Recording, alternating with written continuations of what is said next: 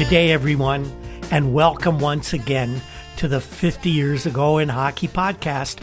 This is episode number 116 in our weekly series. I'm your host, Rick Cole.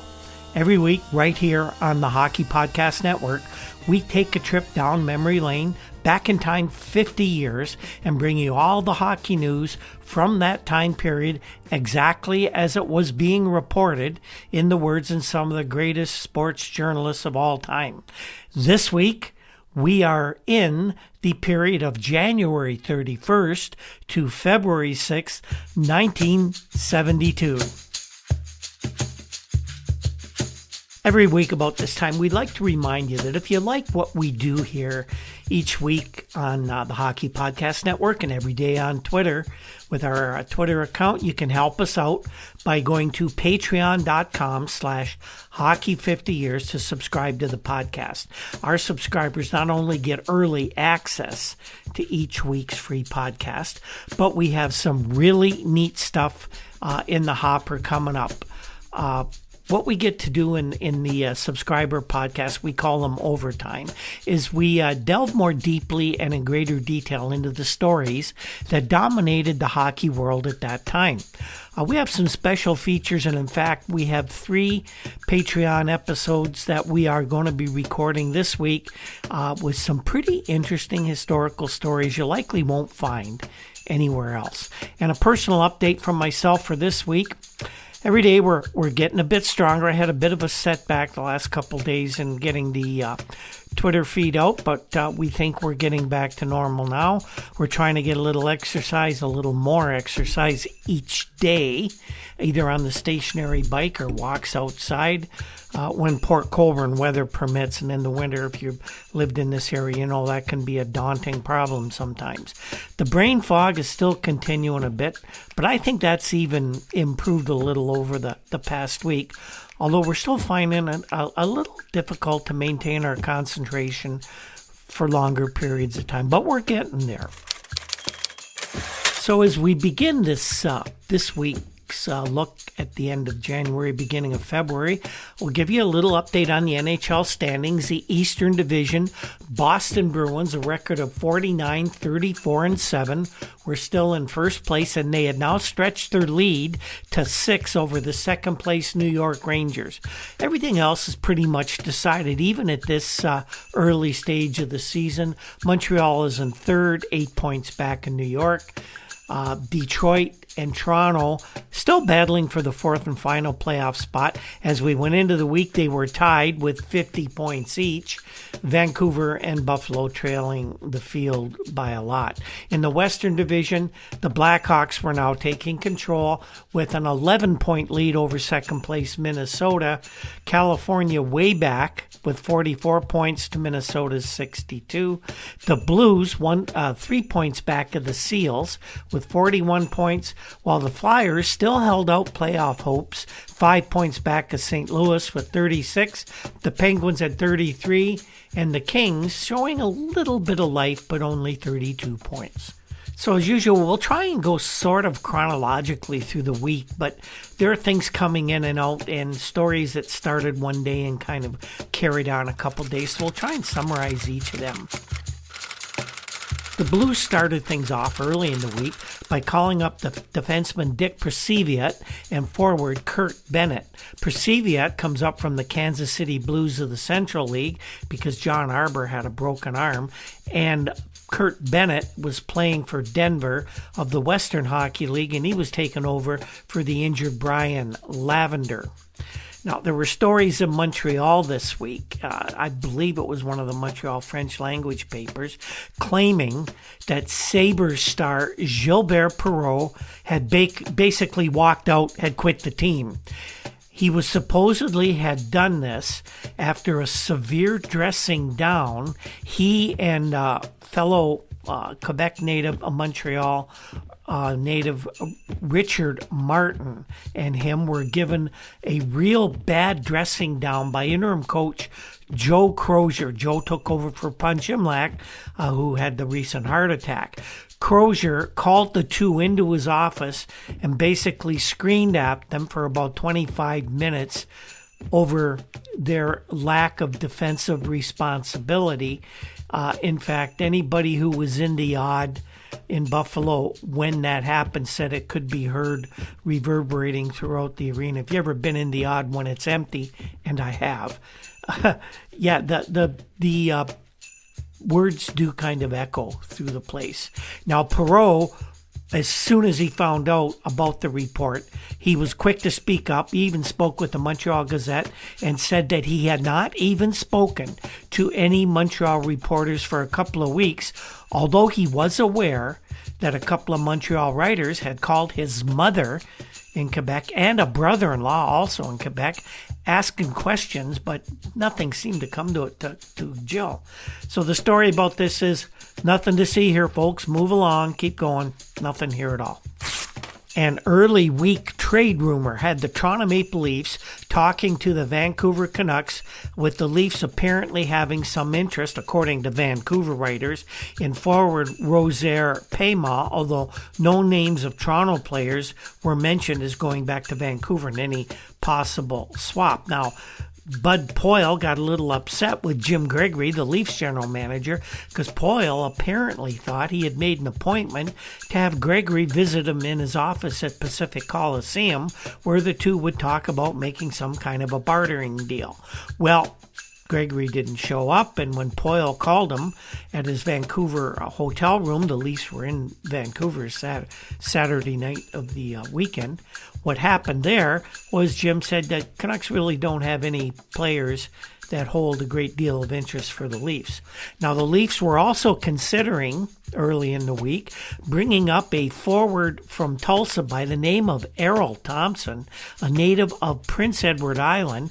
Thompson had scored 15 goals in the Central Hockey League this year, but he suffered some sort of an injury on the weekend, so those plans to bring him up were put on hold. Now, Nhl Thompson's an interesting case here.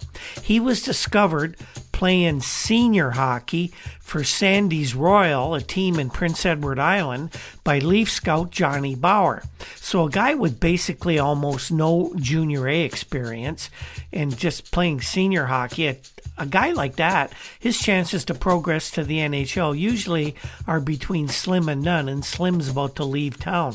But Johnny Bauer saw something he liked in Nhl Thompson, and he had the Leafs sign the guy to a minor pro contract, and the guy's looking pretty good down at Tulsa.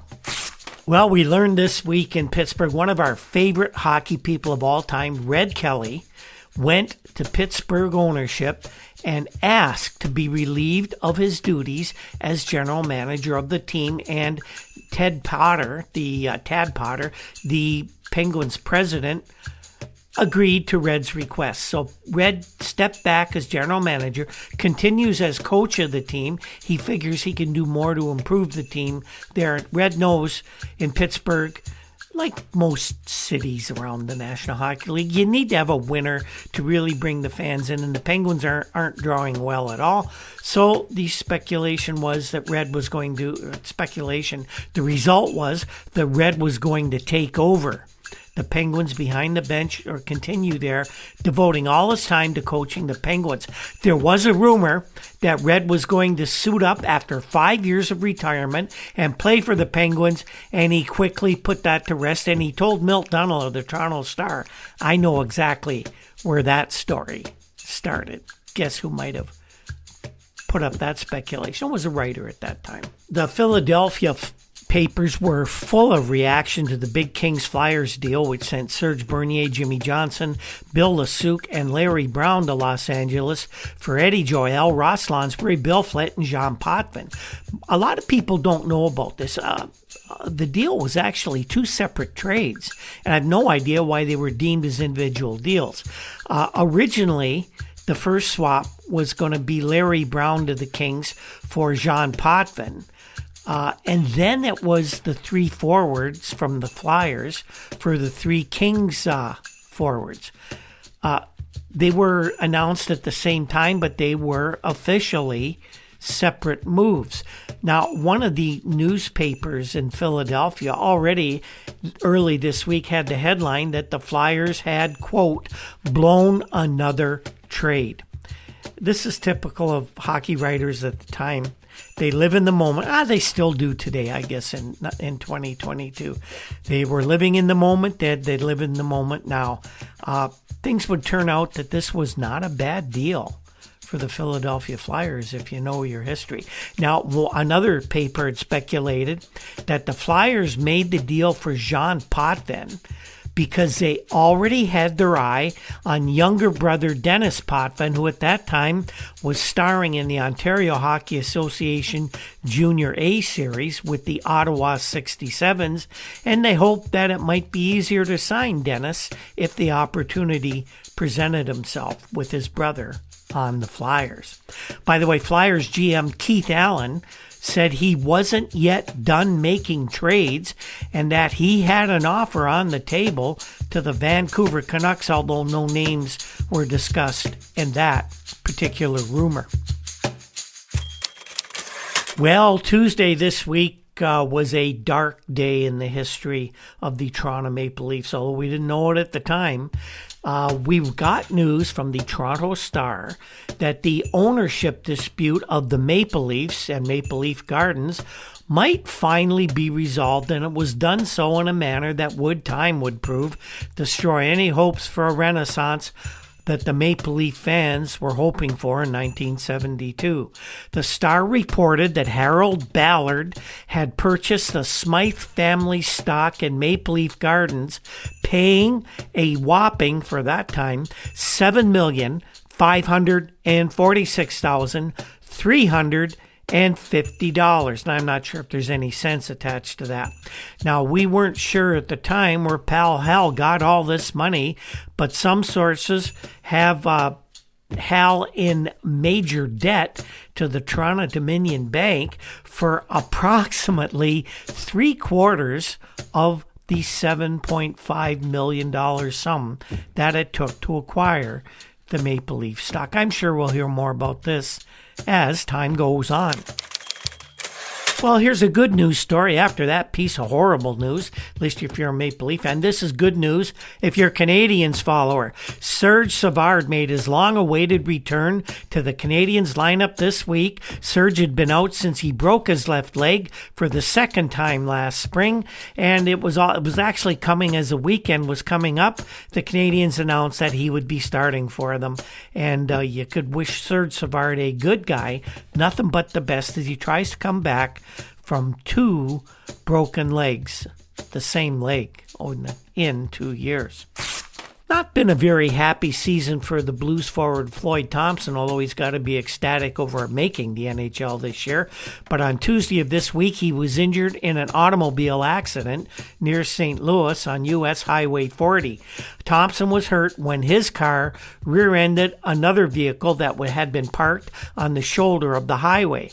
The nature of Thompson's injuries were not disclosed, but Coach Al Arbour described them as not serious, and there was no word whether Floyd had been charged by the police for the accident, anything like that. Now, Thompson, of course, if you know, has got another cloud hanging over him at this very moment 50 years ago. He, 2 other Blues players, and Coach Al Arbour are scheduled to appear in a Philadelphia courthouse next week on charges that they were hit with, stemming from that brawl with the Flyers at the Philadelphia Spectrum Arena last month. Well, just as the Boston Bruins are hopeful of getting defenseman Don Orey back in their lineup after he's missed a month and a half with a broken ankle, they lost another player to a broken ankle. Right winger Ken Hodge suffered what was quoted as an uncomplicated fracture of the right ankle during a game this week. Ken is going to be out for the next 6 weeks, and it looks like they're going to try out young Don Marcotte in Hodge's right wing spot with Phil Esposito and Wayne Cashman. Marcotte's more of a left winger. I watched him play in junior a lot. I thought he was more of a left winger. Excellent defensive forward. Has a good touch around the net. But they might try him on the right side, and we'll see if Marcotte can find an unheard of scoring touch up to this point. Another good news story as far as we're concerned. On February 1st, Punch Imlach, general manager coach of the Buffalo Sabres, was released from Deaconess Hospital in Buffalo. He was driven to his Scarborough home by Sabres director of scouting and Punch's longtime friend John Anderson. But what was neat about this was Punch was taken home in a brand spanking new Cadillac Eldorado. The car was a gift to Punch from Sabres owners Seymour and Northrop Knox. What a nice way to perk up Punch's spirits and maybe get him on the road to recovery from that heart attack and back to work at the Memorial Auditorium for the Sabres. And by the way, Imlach's wife Dodo was also on the journey, probably to keep Punch from giving too many orders to John Anderson on how to drive this brand new car. Here's a story from Ron Wysocki of the Boston Globe. Derek Sanderson's stylish home in Boston was burgled over the weekend. Stolen were 2 tickets to the Bruins game against St. Louis on Sunday night, but the apartment sustained about $3,800 in damage, most of that taken up by a table that was busted up. That must have been some kind of a table, $3,800. Now, whether the burglars used the pilfered tickets wasn't known because their loss wasn't even discovered until after the game had been played. For all Sanderson knows, the miscreants might have been sitting in his seats, applauding in professional admiration when he stole past the Bruins secondary and scored a short-handed goal. Well, here's a story the Montreal Gazette reported out of Sapporo, Japan. And I'm not going to talk about the Olympics and the tournament because to me it meant nothing, because in reality it meant nothing. The Russian senior hockey coach Arkady Chernyshov said last night that he cannot understand why the Canadian professional teams refused to visit the USSR and said his country would welcome friendly matches with the National Hockey League. Speaking at a joint Soviet press conference covering all winter sports, Chernyshov said Russia issued an invitation to the Canadian pros, including the Montreal Canadiens, last spring and left dates open in their schedule for games in both countries. The invitations apparently were given to Gordon Jux and Charles Hay of the Canadian Amateur Hockey Association at the 1971 World Championships in Switzerland, and an agreement was reached, but 2.5 months later, the Soviets say they received notice of cancellation of the games. Asked to whom the invitation was issued, Chernyshov looked directly at Canadian journalists and said, "Inform Canada that it was the Montreal Canadiens." Now, you have to understand, Chernyshov later called the Canadian journalists aside and he emphasized Russia did not deal directly with the NHL or any NHL team because of the rules of the International Ice Hockey Federation forbids them to contact the NHL directly because that well-known international narcissist, Bunny Ahern, has to have everybody go through him as he continues his empire building over on the other side of the Atlantic Ocean. In Montreal, Irving Grundman, assistant to the president in the new administration, which took over Canadians just before the new year started, said a confrontation with the Russia is well worth consideration, and he said that the team will study the challenge. Meanwhile, in Boston, the Bruins president, Weston W. Adams Jr., said that an invitation to play the Soviet Union's powerful national hockey team would be, quote, seriously considered by the Boston Bruins. Adams said the NHL is considered the premier caliber of play, and as the premier team, we feel we'd give any invitation all due consideration. But Coach Tom Johnson of the Bruins expressed concern over timing. Tom said that he imagined that they could only play after the season, but then again, he doesn't think their guys would be in the mood for playing a lot of hockey after the emotion of the Stanley Cup playoffs.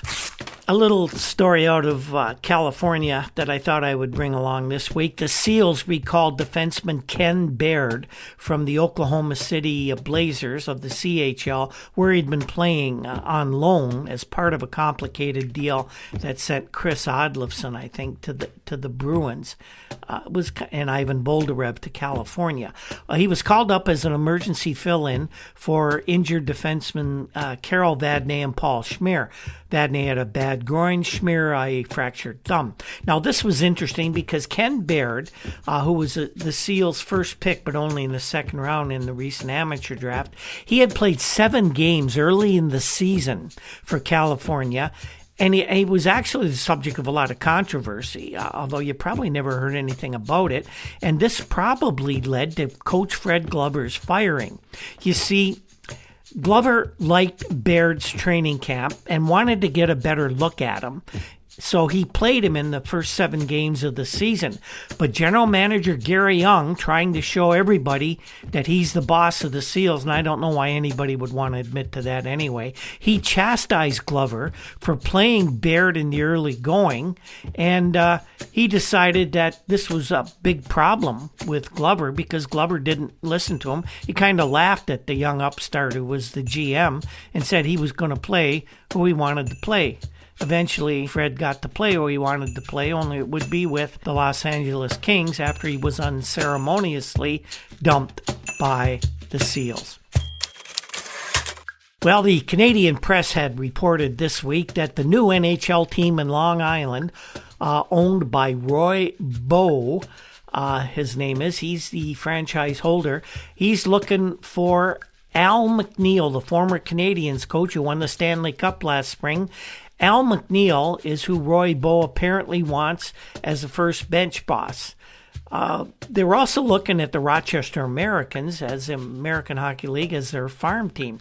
Now, Roy Bowe said, what's not to like about Al McNeil? He's a young, attractive, aggressive guy. He has a tremendous record. He's won the Stanley Cup. What more can you say?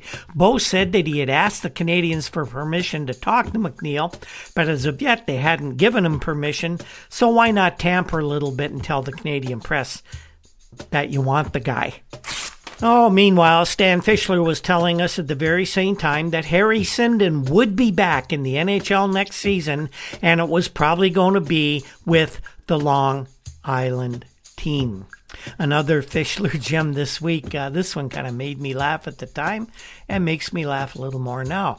Stan Fischler claimed that the Flyers' overweight, poor attitude defenseman Rick Foley is superior to both Hawks Keith Magnuson and Doug Jarrett. Now remember, Foley, now with the Philadelphia Flyers and under scrutiny for his excess weight, complained to Stan about all the favoritism going on with the Chicago team from whom he was traded. Here's what Fischler wrote. Foley's beef, and it is legitimate, is that he is superior to defenseman Keith Magnuson and Doug Jarrett as a hockey player. Put either of those two Blackhawk defenders on Philadelphia, and they'd fall apart as backliners. Foley said, I have nothing against Magnuson personally, but he's just not that good a player. He gets built up so much that people start to think he's good. And I don't think I've ever seen him win a fight. Well, that's right. I don't think Keith Magnuson ever did win a fight. But I'll tell you what, Keith Magnuson was around the NHL long enough to show up for a lot of fights. Bob Verdi of the Chicago Tribune, who's the last year or two making a pretty good name for himself as a hockey reporter in Chicago, reported this week that the Maple Leafs were in trade talks with the Blackhawks, and the target Toronto was apparently interested in was Hawks forward prospect Dan Maloney, currently playing with Dallas in the Central Hockey League. The Leafs had their eye on him ever since he was a forward prospect in the Ontario Hockey Association Junior A Series with the London Knights, and I did go to a few Knights games in those days, and I always thought Dan Maloney had a good chance to make it in the NHL. Nick Maletti, who owns the Cleveland National Basketball Association team and the American Hockey League Cleveland Barons, made the news this week on a couple of fronts. He said that he planned to make a formal application to the NHL for an expansion team. Now, he's working on constructing a major league quality arena, but it's not going to be in downtown Cleveland, and that might be a problem. They're going to put it about 20 miles from downtown in the suburb of Richfield, Ohio. There's some controversy about it recently, but the people who run the Richfield Village suburb, whatever it's called, have finally given approval for an arena to be built out there, apparently. Now, it was also revealed this week that Maletti has made an offer to purchase the Cleveland Major League Baseball Club. That's right. And this almost looks like it would be the basis for a movie someday about Major League Baseball. But Maletti wants to own the Cleveland team as well. Boy, he's looking to be quite the sports magnate. Something like maybe Jack Kent Cooke. Who knows? Okay, everyone, the moment we've been waiting for since September is finally here. In honor of the big game, DraftKings Sportsbook, an official sports betting partner of Super Bowl 56, is giving new customers 56-1 odds on either team. Bet just $5 and get $280 in free bets if your team wins. DraftKings Sportsbook is now live in New York, meaning you can bet from almost a third of the United States. If Sportsbook isn't in your state yet, play DraftKings Daily Fantasy Football Contest for Super Bowl 56. New customers can get a free shot at $1 million top prize with their first deposit. Download the DraftKings Sportsbook app, use promo code THPN, that's THPN for the Hockey Podcast Network, and get 56-1 odds on either team. Bet just $5 and get $280 in free bets if your team wins. That's promo code THPN at DraftKings Sportsbook, an official sports betting partner of Super Bowl 56. Must be 21 plus. Minimum age and location requirements vary by jurisdiction. See DraftKings.com/sportsbook for a full list of requirements and state-specific responsible gaming resources. This is void where prohibited. Have a gambling problem? Call 1-800-GAMBLER in Tennessee. Call or text TN Redline 1-800-889-9789 in Connecticut. Call 888-789-7777 or visit ccpg.org/chat.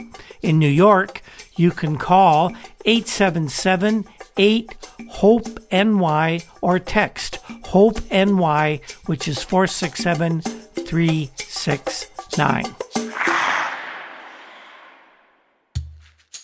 I think I know why Ren Blair hired Jackie Gordon to coach the North Stars when Ren stepped away from that position to concentrate on the GM duties. Jackie Gordon is a lot like Ren Blair. He never met a microphone he didn't like.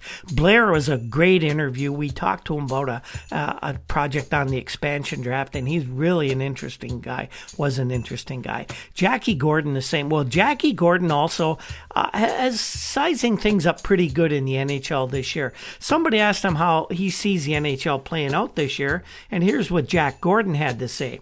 If Boston continues to play the way it has, I can't see how anybody will stop the Bruins from winning the Stanley Cup. Why? They simply don't lose.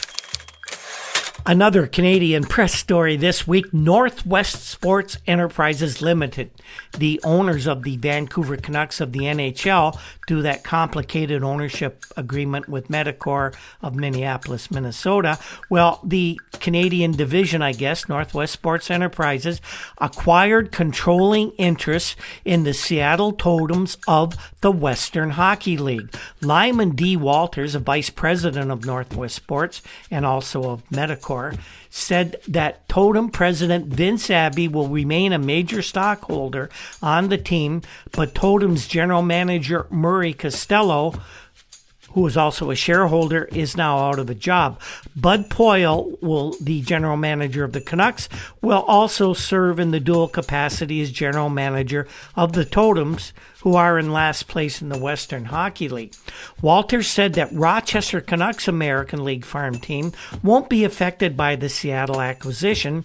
However, Abbey told reporters that the Canucks plan to sell the Rochester franchise at the end of the season, and of course that's where the rumors that the Long Island team is interested in that. Now, Bud Poile said that if Seattle is granted an NHL franchise, Vancouver has been guaranteed another franchise in the Western Hockey League, and apparently there are some machinations in the background for this deal that starts the ball rolling so that in the next couple of years, Seattle's going to have an NHL team probably by the end of the 1970s.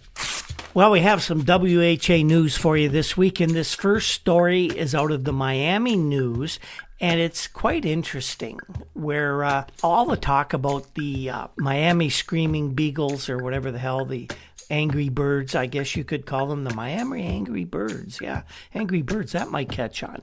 Well, they have been talking about how it's going to be great having Bernie Parent and Derek Sanderson, who haven't signed anything at this point in time, playing in Miami next year. It's big league hockey. Here's a more sober look at the prospects of the World Hockey Association Miami team. Now, here's some quotes that start off the article. And these are quotes from the owner of the team, Herb Martin, who said, quote, "Without question, we'll be on a parity with the NHL within 3 years, and it could happen sooner." Martin said, "In one form or another, we've already had 6,000 applications for season tickets." And in a separate quote, Martin said, "We have already sold 3,500 season tickets." And final quote from Herb Martin, "We think that by our second season, if you don't have a season ticket, you won't be able to see a hockey game in Miami."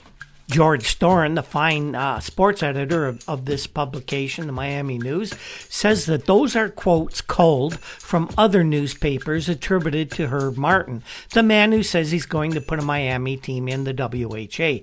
From reading these and other statements made by Martin, one would get the feeling that Miami is on the verge of becoming the hockey capital of the world. Mr. Storen says he can't buy it. If Mr. Martin is sincere, he either has not done his homework or he's very naive and has a bundle of money that he just wants to toss away. You see, professional hockey is a great sport, and Mr. Storen believes with a suitable arena and patient management, South Florida would support a National Hockey League team. Miami was mentioned last week at the NHL meetings as a possible expansion site in the mid-1970s. Good luck with that. But a made-from-scratch team in a fledgling league, no chance. Ask the Floridians of the ABA. Better still, ask the Miami Dolphins, who were something less than an overnight success at the box office. South Floridians have a history of 1, ignoring anything that smacks of being minor league, and 2, adopting a wait-and-see-how-it-goes attitude with any new team in town, even if it were to be Major League. Martin, who boasts he's never even seen a hockey game in his life, maintains that the Screaming Eagles, would you believe that's a name he actually hung on his team, will be Major League in every way. To back up his claims, it's been reported that Martin has made a very substantial offer to Derek Sanderson of the Boston Bruins, and that Bernie Parent, the goalie for the Maple Leafs, name has come up.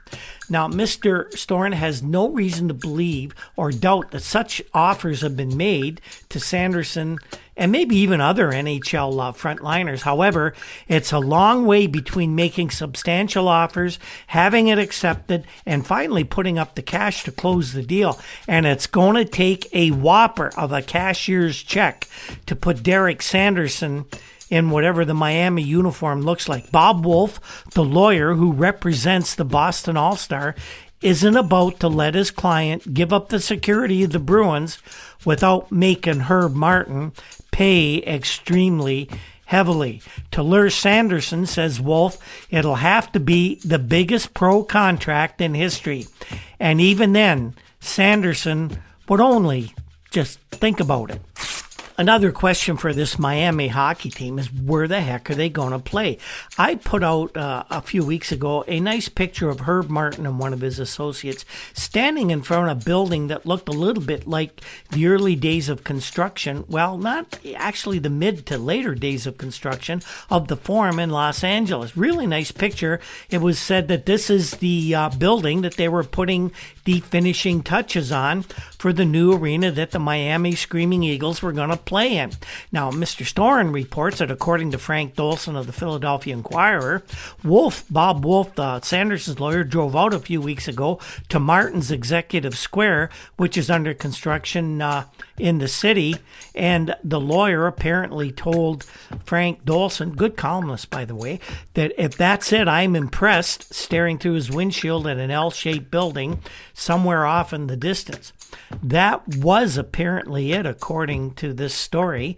But Mr. Storen wonders if Wolf found his way down the dirt road that leads to the construction site and took a close look at what's behind the glass enclosed walls that you see from the highway. Well, he did this last week, and he saw a building that is way far from complete. He said he was impressed with the building's possibilities as a site for offices, but as an arena, got a long way to go.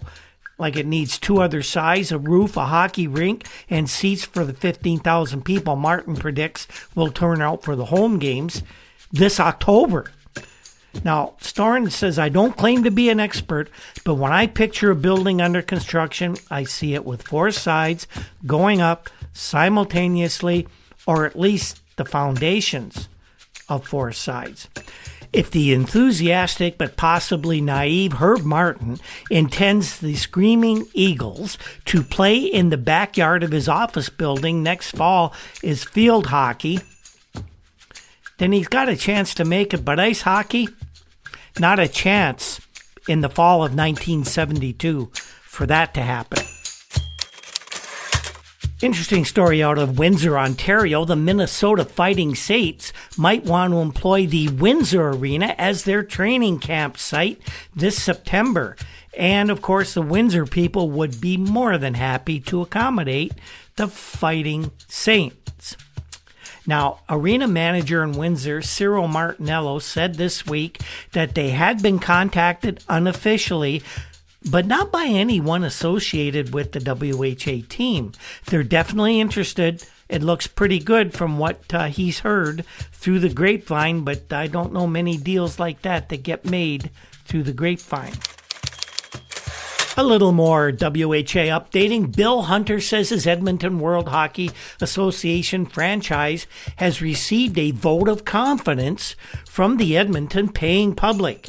Hunter said this week that the season ticket sales have started off extremely well, and he was confident that they will be completely sold out by May 31st. Hunter did not give any figures on the alleged success of the campaign, which started only 2 weeks ago with a lot of advertising. Hunter, who is the general manager and part owner of the Edmonton franchise, said season ticket sales so far have been unsolicited other than the advertising. Sales crew will be put to work in the near future.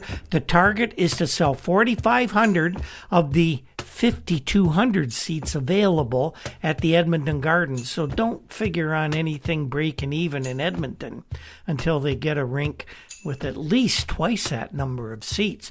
Now, a $5.50 season ticket for home games costs 39 home games, $214.50.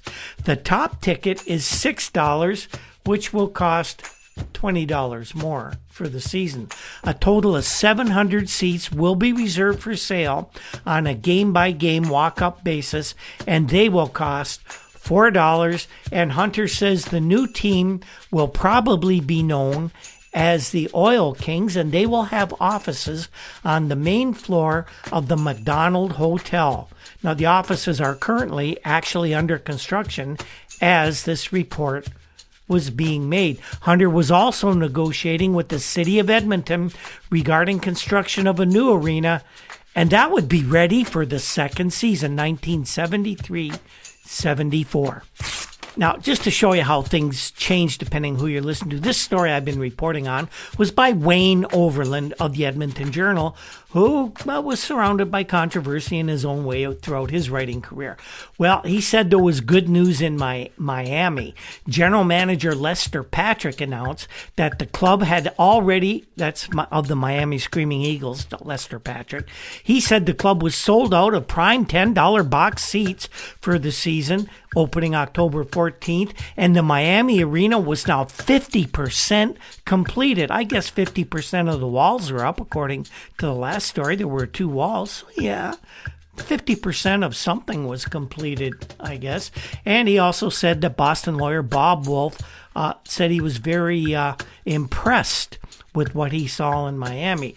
Now, Wolf apparently told Wayne Overland that I was tremendously impressed with what I saw in Miami. They're building a $12 million complex for hockey, and there certainly appears to be high integrity and a lot of money behind the franchise. Just remember, Bob Wolf is a lawyer, and he's not under oath when he's saying this. Overland also reports that the Miami offer or talking to Bernie Perron of the Maple Leafs isn't really going to fly because Miami doesn't even have the WHA rights to talk to Bernie Perron.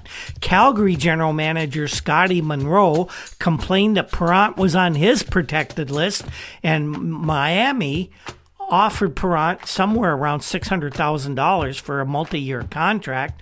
Now, each team is apparently allowed to place 4 players on a protected list, and Monroe says Perron is the property of Calgary, and Bill Hunter confirmed that. So how is Miami going to get around making the offer to Perron? No one really knows. This Wayne Overland plugged in maybe a little more than a lot of people, but this whole thing just shows the not everybody was quite on the same page with the WHA to start with. Let's just say that. Meanwhile, in Ottawa, Jack Kaufman, the fine sports columnist there, reported that although nothing has been signed and no firm agreement had been reached, a good deal of honest negotiating was being done, and that the Ottawa franchise would be making it in the Ottawa Civic Center, and that they expected the agreement, by the end of the week, they expected the agreement would be signed just about any day. Harold Case is a sports columnist for the Boston Globe, and one of the good ones, but he's an old guy who's been around a while. But he wrote a little bit of a story about the New England Whalers, which is going to be the WHA team from that reason to start playing this fall.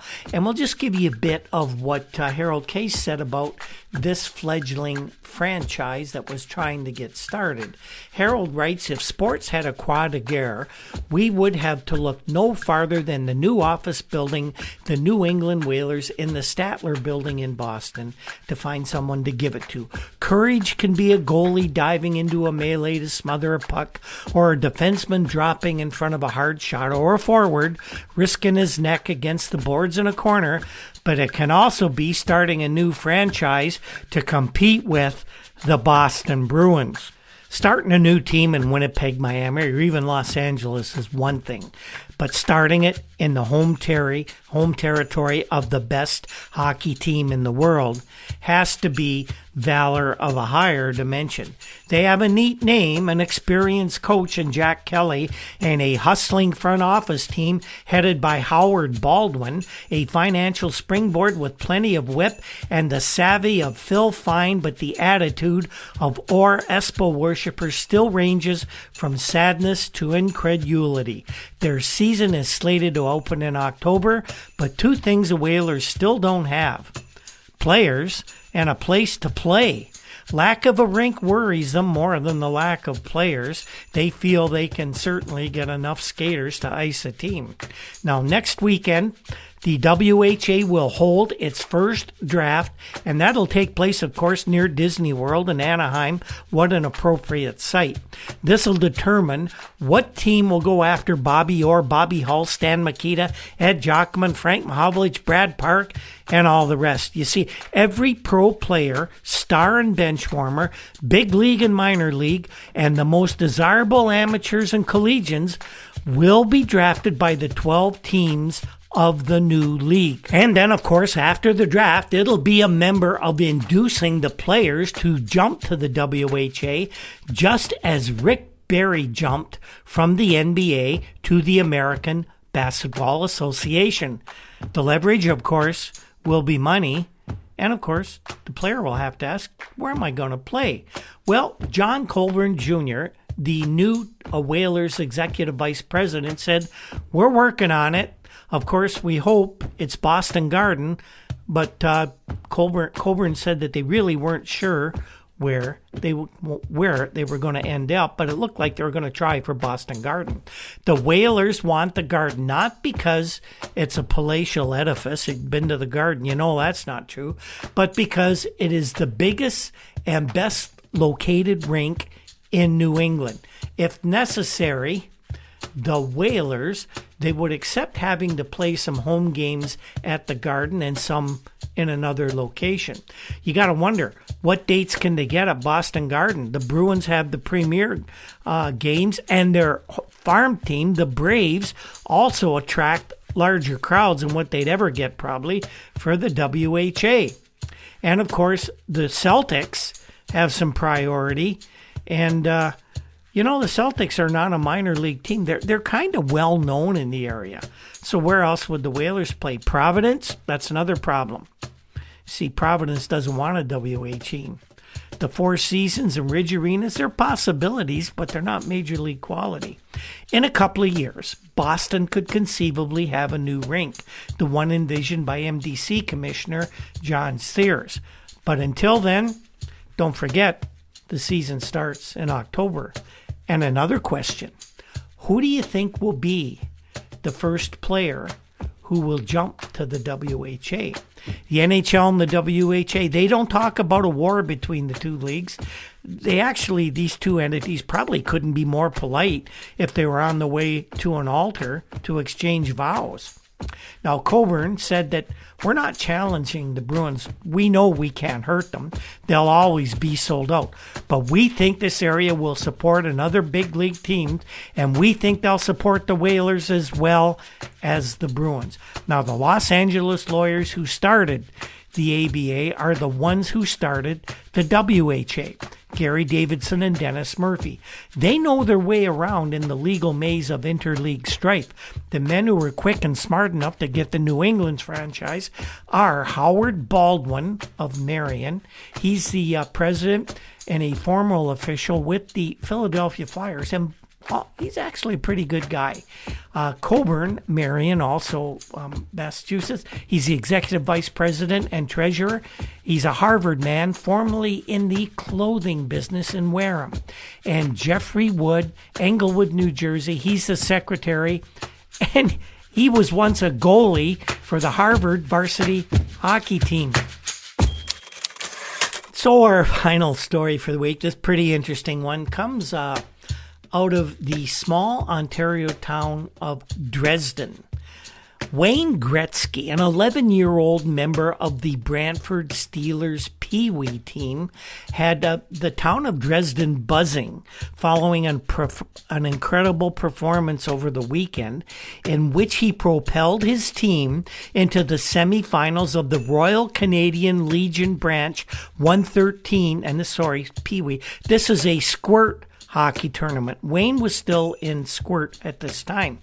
Wayne scored 9 goals and assisted on 6 others as his team trounced entries from Trenton and Riverside to gain a berth in the finals of the A Division, which would be held next week at the Dresden Arena. In the 2 games this weekend, Wayne was in on 15 of the 16 goals his team scored in the 2 games. Now, this feat is nothing special for this kid. In the 40 games he's played for the Squirt Steelers this year, he's only scored in 40 games 218 goals. At the Hespeler Olympic Hockey Tournament earlier this season, another Ontario small town. This is the ground zero of hockey in Ontario small towns like this. At the Hespeler Tournament earlier this year, he played in 9 games over a couple of weekends. He scored 50 goals in the 9 games. Officials expect the Dresden Arena to be packed for the finals next week to see Wayne in action. A little personal note about this. This was about the first I was starting to hear about this kid. There'd been a few kind of things going around, but, the kid was 10 years old before this. Now he's 11. My roommate in my first year when I returned to university at McMaster University was a fellow from Brantford by the name of Paul Legacy. Great guy. As big a hockey fan as I was at that time. He was from Brantford, and apparently his dad and Walter Gretzky were good friends. So the Brantford Pee Wee team was playing at the Wentworth Triple Rinks, which is not a long drive from McMaster University, that fall, 1972. And Paul said, "You got to go see this kid. You won't believe it." So we went down one weekend and took in a game that this Brantford team was playing. And I have to tell you, the kid looked undersized. He looked scrawny. He looked frail. But I could not believe the vision, the intuition, and the hockey instincts the kid showed us. I didn't think he'd ever make it because I honestly didn't feel a kid with that framework on which he had to operate, that slight build of a body. I didn't think he could ever make it in the NHL. Of course, I should have thought guys like Dave Keon managed to escape injury most of the time. I just didn't think this kid would be strong enough to make it. Boy, was I ever wrong. So that is this week's presentation, everybody. And what did we learn from this very, very eventful week? Well, we learned that the WHA is probably going to make it in Ottawa, at least make a start in Ottawa, and the signing of documents was the only thing remaining to make it official. We learned that the Russians apparently issued a challenge to a game or a series of games with the Montreal Canadiens. We got a little bit of the reaction to that from the Canadiens management and also from the Boston Bruins. And we heard of a young kid out of Brantford with an amazing scoring touch. And as we would learn, an innate ability to understand the game of hockey at a level few human beings would ever reach. Would we ever hear of this kid as he approached adulthood? I wondered about that. So here's some of the stories we're working on for next week's show. Well, we'll have a bunch of quotes from around the hockey world as compiled by Montreal Gazette sports editor Tim Burke. Some pretty interesting quotes on a bunch of varied hockey topics. We'll get a look at a few days in the life of the prominent sports agent Bob Wolf, who we talked about in this edition a bit. And we'll have a story about the Blackhawks being one of the first NHL teams to place an Olympian on their negotiation list. And no, it's not a guy named Harlamov or Nedomansky. In fact, it won't even be a hockey player at all. Stay tuned for that one. The 50 Years Ago in Hockey podcast is produced by Andy Cole. Can't thank him enough for all his hard work. Andy's now in the business of producing podcasts professionally, and if you're thinking of starting one, get hold of me. I'll hook you up with him. He's one of the best in the business. He's a real true media professional. The very popular Juno-nominated Toronto indie rock group, the Rural Alberta Advantage, provides our introduction music and our exit music. If you ever get a chance to see them perform live, they put on a great high-energy show, and they will have a new CD coming out soon. Other musical pieces and sound effects are created by Andy Cole. Our research comes from files from the Toronto Star, the Toronto Globe and Mail, and of course, our sponsor, newspapers.com. who allows us to access literally thousands of newspapers from all over the world. And don't forget our other sponsor, the Breakwall Brewing Company, located in beautiful downtown Port Colborne, Ontario. They're open once again at 50% capacity. I'm making it there this week, and if anybody ever gets to the Port Colborne area, I'd love to meet you there for a beer and a burger. You can find us every day on Twitter at Hockey 50 Years. We're on Facebook under the 50 Years Ago in Hockey banner. We have a WordPress site, hockey50yearsago.com. And every week you can find us through your favorite podcast app and on the Hockey Podcast Network right here. Thanks again to everyone who's been with us all this time. This has been an amazing season, this 71-72 season. We're starting to get into the home stretch now. We're going to be with you all the way. We hope you'll be with us. And on that note, we'll see you next time.